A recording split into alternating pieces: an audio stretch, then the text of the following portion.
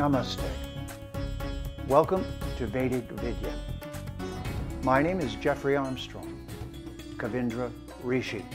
Vedic Vidya is available exclusively on Citti Media English channel on Sunday nights at 7 p.m. IST. Our topic tonight is, who is threatened by India's Prime Minister Narendra Modi? Who is threatened by India? Let's start there. Have they been waving nuclear weapons at the rest of the world? I don't think so. Have they dropped any on other cultures? No, not at all. Who did? Oh, the United States. Oh, okay. So the United States is dangerous.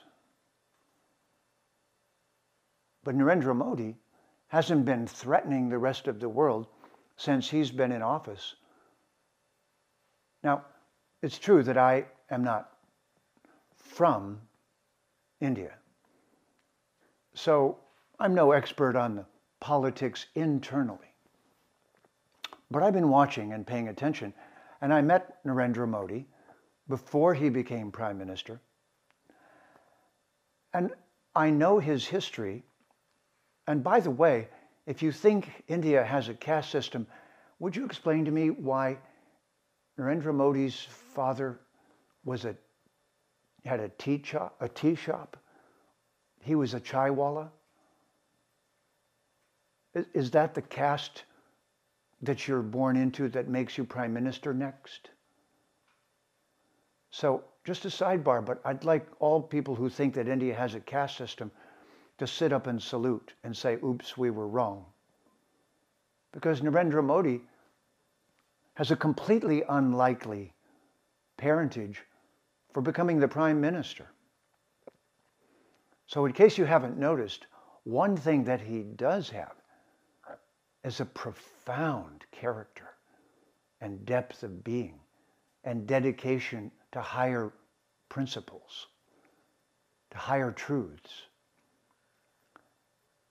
Now, there are some people who are just afraid of anything other than their own viewpoint, or at least they speak badly of it. So the first thing I want to point out is that Narendra Modi is known for having a very high character, known for being a dedicated practitioner of the Hindu Dharma. But there's nothing in the Hindu Dharma that should make the rest of the world afraid. So why should they be afraid of India?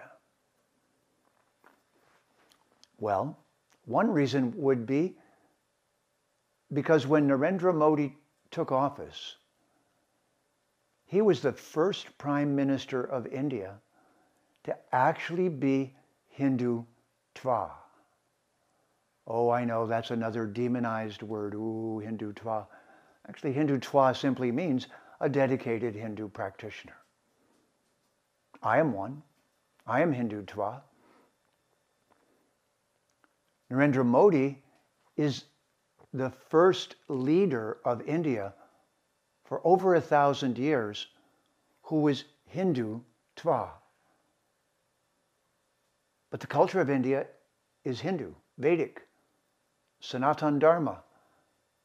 So he is actually the first leader in 1,000 years that wasn't either colonizing or India under attack or India being fragmented by people from the outside coming in and attacking it, which is Muslims, Islam. Islam didn't come in as friends. They came in as rapists, raping, pillaging, taking slaves, killing. They didn't come in a friendly way. They're not indigenous to India. Christianity is the same way. Christianity has been colonizing India ever since the British took it over and acted as if they owned it for a couple of hundred years, raping, pillaging, taking everything that they could. When I say raping, I mean just taking everything. Now that kind of behavior is something one should be afraid of. So yes, it's a good question. Why would anyone be afraid of Narendra Modi? Well, perhaps they think that he will be vindictive and then he'll come after them. Do we see any evidence of that? No. What do we see? That he's standing for the principles of the culture. Now, should that make people afraid inside of India? No. And why? Because the Vedic culture, the Hindu culture, treats everyone with respect, even if they disagree with them. So Christians are safe in India. Muslims are safe in India, as long as they're not violent and asserting themselves violently. Anyone is safe in India. The philosophy of Narendra Modi is live and let live if you're here to live and let live. Hindutva is exactly that. It sees every living entity in the right way. But I'm prejudiced. I'm Hindutva. Sees everyone as an immortal being who has, if they're peaceful also, an opportunity to follow their own path. And this is the policy of Narendra Modi. He's the first for 1,000 years, which means the prior rulers of India during the time of the British were puppets. They weren't really rulers of India. They were puppets of the British. And in fact, the accusations that Narendra Modi is RSS, well, I'm RSS too, Rashtriya Swayam Sevak. The group of people in India who worked to throw the British out of their country. Wouldn't you throw a colonizer out of your country? So finally the British were thrown out, but it took a little while for the culture to become truly Hindu again in leadership. So anyone who's living in India who doesn't want India to be Hindu will say that they dislike Narendra Modi. Now, of course, every human being is perfect, so I can't go down and make a list of everything that he did, and who am I to decide whether it was right or wrong. But I do know his dedication, and his dedication is to support the Vedic Hindu culture and to support all of the other people who are living in the culture of India now and lead them in a peaceful way toward living together. So anyone who has that purpose should not be afraid of Narendra Modi. They should be proud of him. They should be proud that he's so humble and so courageous and so clear and outspoken, but at the same time, he doesn't speak harshly to others and of others, and yet he's dedicated and determined and focused. He's of high character. This is what we hope to see. This is a role model for what we should see in a leader. And just as a side note, but Narendra Modi and India are using multiple modalities to deal with the current crisis of health that the world is experiencing. Why? Well, because the very basis of the culture of India is to have multiple modalities of science, from Ayurveda to yoga to diet to things that promote well-being to herbs to modern medicines to modern vaccines to ancient ways of healing. This is the most ancient culture on our planet and the most sophisticated, and is having a renaissance and a revival. And Narendra Modi is the leader of that renaissance. So perhaps you can imagine who will be afraid of that. Library burners, people of a religious perspective that is violent and wants to force itself upon others, those who are malicious in intention, those persons in Islam and Christianity who will use violence, who will pump billions of dollars into India to subvert its culture, those persons should be afraid. But not just of Narendra Modi, but of any honest, integrous prime minister of a country.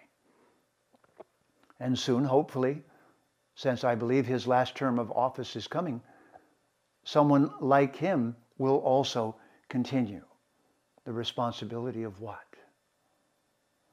Of healing hundreds of years of colonial damage, of restoring the social environment in a world gone mad. I can give you an example of another person. I know that she is deeply connected with Narendra Modi, just in spirit. And her name is Vandana Shiva.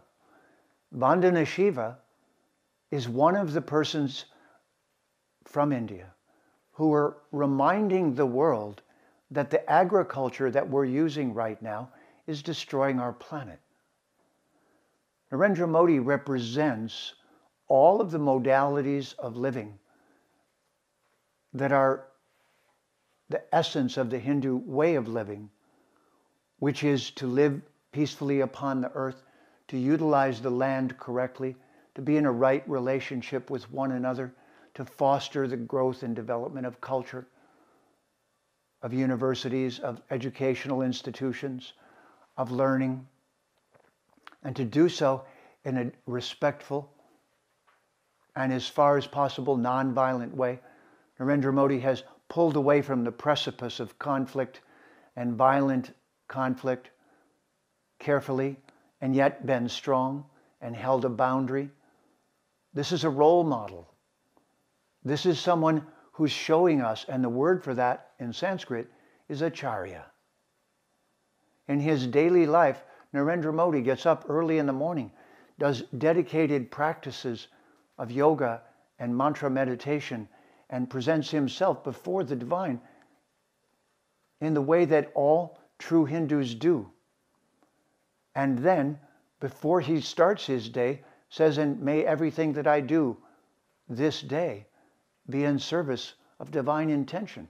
I know, because I'm a yogi and I start my day that way, following in his footsteps. This is an acharya, someone who teaches by their personal example, not just by precept, but by their own personal life. He's powerful, humble, he's kind, he's intelligent and erudite, he's studied and learned. He's not from a family of power.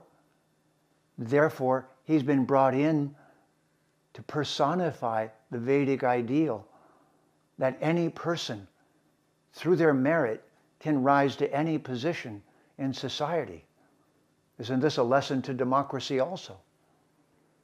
Right now, democracy in the West is threatened by billionaires and trillionaires whose wealth is giving them political power and influence. This is not what democracy is based on. It's not based on the abusive use of money and resources of that kind. And I know that Narendra Modi is the personification of using those resources in a way that benefits everyone. And the other thing that I know he has is a long view. He is playing the long game, which means he knows that his culture, that the Hindu Vedic culture, is having a renaissance and is being revived. So the people who are afraid of him are afraid of libraries, afraid of culture, afraid of diversity, afraid of biodiversity, afraid of ecology, afraid of speaking kindly of everyone, afraid of seeing everyone as an immortal being. What they're really afraid of, many of them, is that when we do see a noble leader who's setting a wonderful example, then we can see the lack of those qualities in the world leadership around us. This is the Vedic way. You teach by your personal example. And when I met Narendra Modi, my wife Sandy and I went to Gujarat, met him when he was in charge of Gujarat at the time. But we immediately saw in him a humility, a directness, an honesty, a clarity, a kindness, and yet a strength, a leadership and a charisma. And that word charisma comes from the word Krishna. That Krishna is visible in him because he is now a representative of what should have been the political leadership in India during the entire time of colonization, during the entire time it was being attacked from the outside. So he really is the leader of the Hindu Vedic Renaissance. Those who are the enemy of that sublime, beneficial, healing, and noble culture will consider themselves threatened by Narendra Modi. I personally am proud to have met him and watch him from a distance with great admiration. Jai Shri Krishna, Jai Sita Ram, Jai Narendra Modi. Keep up the good work and lead us to the next noble leader. Vedic Vidya means shining the light of truth. Tune in to Vedic Vidya on the Citti English channel Sunday night at 7 o'clock p.m. IST. My name is Kavindra Rishi, Jeffrey Armstrong. See you next time, and have a Namas day.